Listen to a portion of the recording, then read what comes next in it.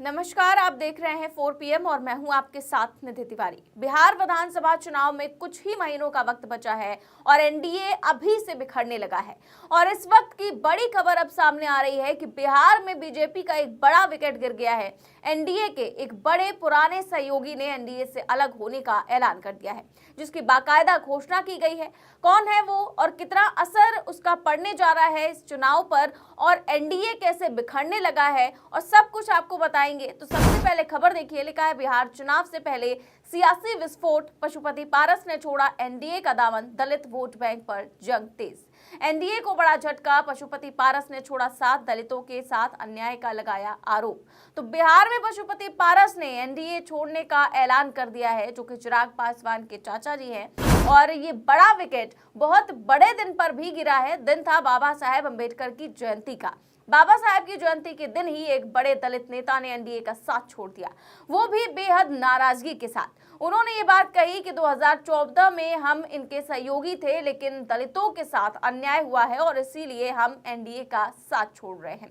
पशुपति पारस ने बाबा साहेब अम्बेडकर की जयंती पर पटना में संकल्प सम्मेलन का आयोजन किया था। कार्यक्रम में बड़ी संख्या में लोग उपस्थित हुए थे। इसी दौरान पारस ने एनडीए से अलग होने का ऐलान कर दिया। वहीं पत्रकारों से बातचीत करते हुए पशुपति पारस ने कहा कि मैं आज औपचारिक रूप से एनडीए से अलग हो रहा हूं। 2014 से अब तक मैं ईमानदारी से एनडीए के साथ था, लेकिन 2024 लोकसभा चुनाव में हमें पूरी तरह से नजरअंदाज किया गया। हम दलितों की आवाज उठाने वाली पार्टी है, लेकिन फिर भी हमारे साथ अन्याय हुआ और पिछले 6-8 महीनों से मैं चुप था, लेकिन अब और नहीं।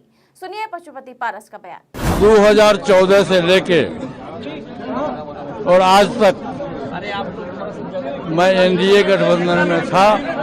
हमारी पार्टी का एनडीए गठबंधन से हम वफादार, ईमानदार सहयोगी थे।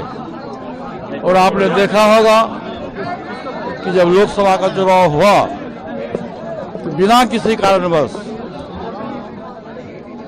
चूंकि हमारी पार्टी दलित की पार्टी है, इसलिए एनडीए गठबंधन के लोगों ने हमारी पार्टी के साथ नाइंसाफी किया। फिर भी राष्ट्र हित में, देश हित में हमारी पार्टी ने फैसला लिया कि देश की पुकार है, आदरणीय नरेंद्र मोदी जी के नेतृत्व में सरकार बनाने की बात है। हमारी पार्टी ने फैसला लिया और हम लोग लोकसभा के चुनाव में एनडीए गठबंधन का साथ दिए। उसके 6 महीना 8 महीना बीतने के बाद जब कभी भी बिहार में एनडीए की बैठक हुई तो भाजपा के प्रदेश अध्यक्ष या जनता दल यू के प्रदेश अध्यक्ष का बयान आया कि हम 5 पांडव हैं बिहार में। उसमें हमारी पार्टी का नाम कहीं नहीं लिया गया और उन्हीं लोगों के द्वारा राष्ट्रीय लोक जनशक्ति पार्टी के साथ अन्याय किया गया। तो हमारी मजबूरी थी, क्योंकि राजनीति करने वाला आदमी कोई साधु का जमात नहीं होता है। हमारी मजबूरी थी, हम लोगों ने फैसला लिया कि चलो गांव की ओर। और हम लोग 4 महीना से पूरे गांव में, पूरे शहर में, पूरे डिस्ट्रिक्ट हेडक्वार्टर में हम लोग जनता के बीच में जा रहे हैं। पार्टी की सदस्यता अभियान को शुरू किए हुए हैं और हम चिन्हित भी कर रहे हैं कि हमारे साथ में कौन सुयोग्य उम्मीदवार है।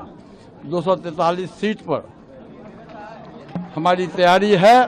भविष्य में जब भी विधानसभा का चुनाव होगा, उस समय हमारी पार्टी का जो पार्लियामेंट्री बोर्ड है, इसके राष्ट्रीय अध्यक्ष आदरणीय सुभाष सिंह जी हैं और बिहार पार्टी का जो संसदीय बोर्ड है, उसके चेयरमैन श्री भूषण कुमार जी हैं और नेशनल एग्जीक्यूटिव की बैठक बुला करके और पार्टी में जो सार्वजनिक रूप से जो सहमति होगी, उस सहमति के हिसाब से हम अपने पार्टी का अगला कदम उठाएंगे। तो अब जो पशुपति पारस एनडीए से अलग हो गए हैं, तो अब सवाल ये उठता है कि क्या वो इंडिया गठबंधन में शामिल होंगे। इस पर जब उनसे सवाल किया गया तो उन्होंने क्या जवाब दिया, सुनिए।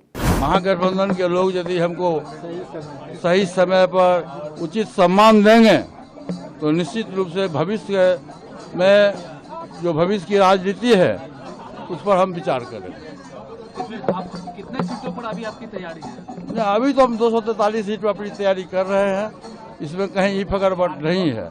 और 243 सीट पर हम अपना पार्टी के संगठन को मजबूत कर रहे हैं। और जब समय आएगा तो मैंने आपसे कहा कि जिस पार्टी के द्वारा हमारा उचित सम्मान मिलेगा हमारे दल को, उस गठबंधन के साथ हम जाएंगे।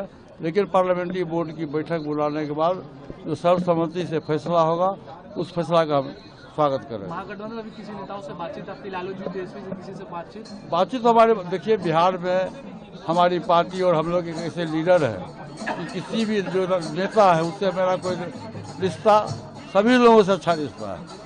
और आपने देखा होगा कि 15 जनवरी को जब दही चूड़ा का भोज मेरे यहाँ था, तो बीमारी हालत में भी आदरणीय लालू प्रसाद यादव जी मेरे घर पर आए थे, मुझको सम्मान बढ़ाए। और शुरू से 77 से लेके मैं 30 वर्ष तक बिहार विधानसभा का सदस्य रहा। और शुरू से मुझको मौका मिला तो मान लिए क्या हुआ, तो साथ में लालू जी की सरकार में मुझको मौका मिला और मैं वहाँ मंत्री भी रहा। और मेरा रिश्ता उस परिवार से, उस पार्टी से शुरू से ही अच्छा रिश्ता रहा है।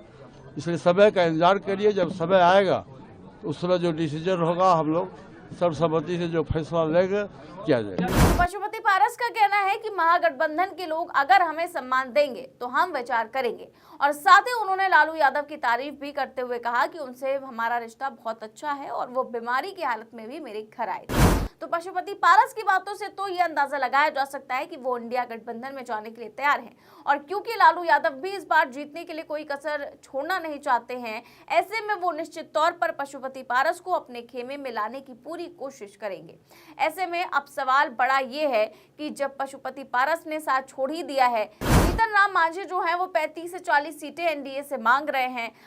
और ऐसी ही कुछ डिमांड चिराग पासवान की ओर से भी की जाएगी। इसके साथ ही साथ नीतीश कुमार से भी अभी पार्टी को बातचीत करनी है सीटों को लेकर। साथ ही साथ जो कश्मकश फंसी हुई है, एक एनडीए का जो चेहरा होगा, जो सीएम फेस होगा, उसको लेकर के नीतीश कुमार चाहते हैं कि बीजेपी जल्द से जल्द ये घोषणा कर दे उनके नाम की कि वही सीएम फेस होंगे, उन्हीं के फेस पर चुनाव लड़ा जाएगा और आने अगर चुनाव जीत गए तो वही जो है मुख्यमंत्री होंगे। लेकिन बीजेपी ऐसा नहीं कर रही है और बार बार कश्मकश में डाले हुए नीतीश कुमार को उधर जो है बीजेपी सम्राट चौधरी को आगे कर रही है। कई सारे बयान आप सुन चुके हैं।